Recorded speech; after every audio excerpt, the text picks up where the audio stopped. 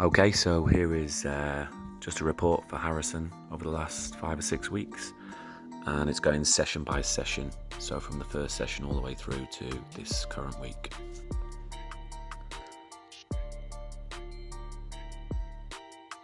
So here was his very first sprint, and everything we did on the first session was to see how well he moved, and you can see here how upright he was. You can see a bit of external rotation on the hips, so that means the toes are not even facing in sort of the correct direction. And we were just checking this on session 1. This is a T-test, and again, this is to see how well he was moving in every direction. And one of the things that were highlighted here was backwards, and it was a little bit awkward for him. The heels were touching the floor, and he wasn't generating the power that we would want.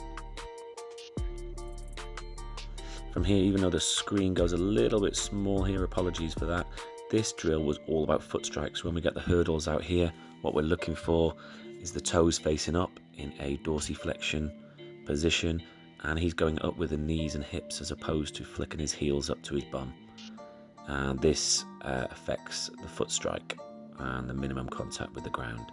And again, we started to work on knee drive, gaining a little bit more mobility in the hips, and just teaching Harrison about the way he should be sprinting and moving. So he's a little bit upright there, but not too bad. Again, quick check of his cognitive skills and coordination, absolutely perfect there.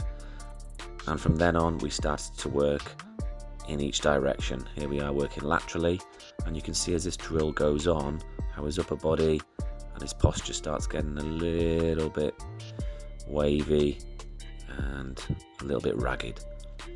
From here was the next session, and you can see he starts stepping off a little bit better, but he could probably generate a little bit more power. And again, this session was to teach him all about loading up and how well he actually did that. Our first gym session was working on some basic techniques. It was just how well he could control his own body weight and some little resistance in the lower limb exercises. Absolutely fantastic, and you can see how well controlled he is here. In the battle rope exercise prior, his upper body was a little bit weak in his sort of core area. Yeah, and again here, lower limbs looking good.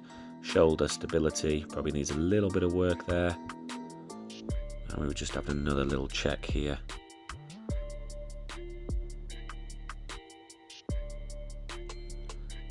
And again, shoulder stability was exposed here, as well as some ankle and hip stability.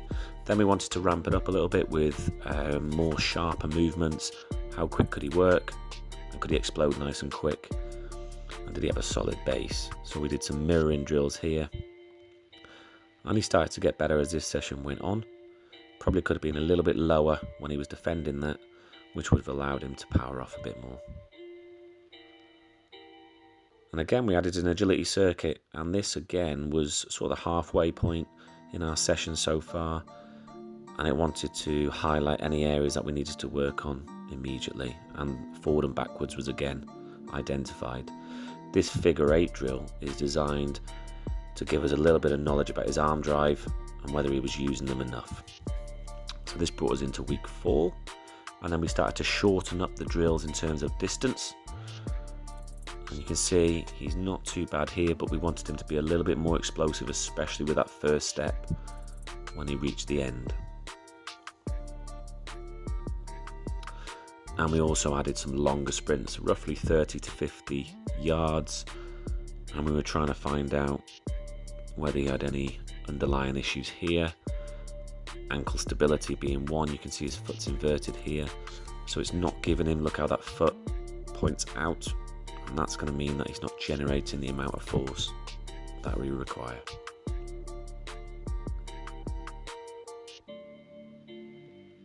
Then we went into the gym and we sort of went on to some basic power exercises. So whether it was jump squats, short repetitions, deadlift, we sort of had a little tryout here. And we were working on some lower limb power drills here, just to see how he got on. Single leg step up. And we did this in a circuit format to see how fatigued he was. Then we added some sleds, and you can see the arm drive is so much better there. as he has no option but to use it. And again, the battle rope drill here was to help with that arm drive, just to get used to using them arms. And this was a hip hinge session designed to start getting a bit more snap with them hips and start becoming a bit more conscious about what he was doing and how he moved. We added a few more med ball drills. This was a rotation med ball drill, and again, when we do that turning drill, this is what's going to help. And you can see his acceleration towards the end now with the shin angle is far greater, culminating in our last session with a very short, sharp directional movement drill, every direction, and he's moving so much better. Specifically here, this part here, backwards to front, absolutely fantastic. Overall, pretty good so far, and I would suggest keep working on his power and strength.